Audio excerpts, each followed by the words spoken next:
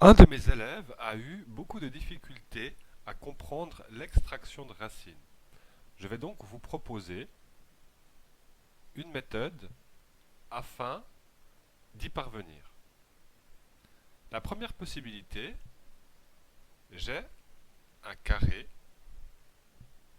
connu, un carré parfait.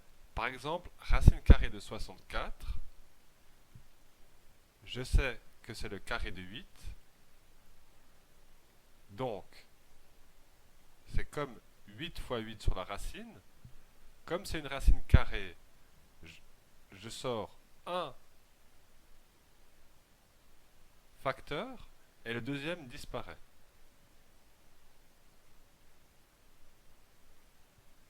Donc il ne me reste plus que 8.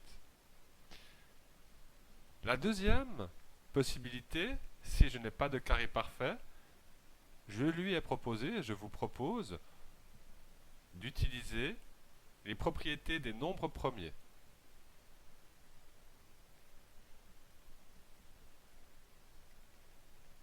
et d'effectuer une décomposition en facteurs de nombres premiers. Exemple, j'ai la racine carrée de 539. Je peux noter les nombres premiers pour ne pas les oublier. 2, 3, 5, 7, 11, 13, etc. Comment je sais si un nombre est divisible par 2? Il doit être pair. 539 n'est pas pair, je ne peux donc pas le diviser par 2. Par 3, la somme des chiffres qui composent le nombre doit être un multiple de 3. 5 plus 3, 8. 8 plus 9, 17. 1 plus 7, 8.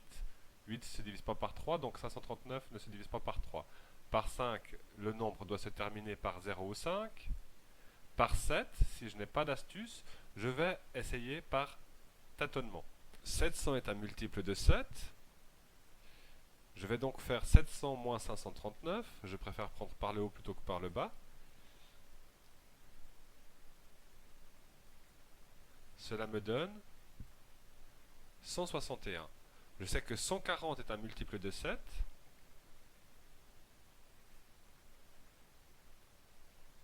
Je soustrais, il me reste 21. Et 21 c'est 3 fois 7.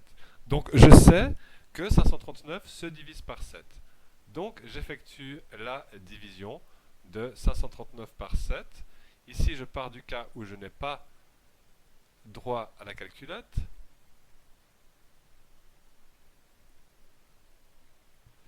Je ne peux pas mettre 7 dans 5. Dans 53, 7 fois 7, ça fait 49. Il me reste 4. Je descends le 9 et ça fait de nouveau 7. Donc 77. Donc 539 divisé par 7, ça fait 77. 77, je vois tout de suite que je peux le diviser par 7, ça me fait 11. 11 étant un nombre premier, je m'arrête là.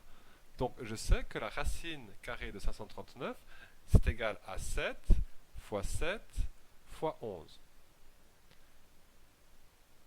J'ai 2 fois 7 ici, donc je peux en sortir un, l'autre disparaît. Cela me donne 7 racines de 11. Voici donc pour la méthode en 2 points. Soit je connais les carrés parfaits, ou je décompose en produit de facteurs premiers.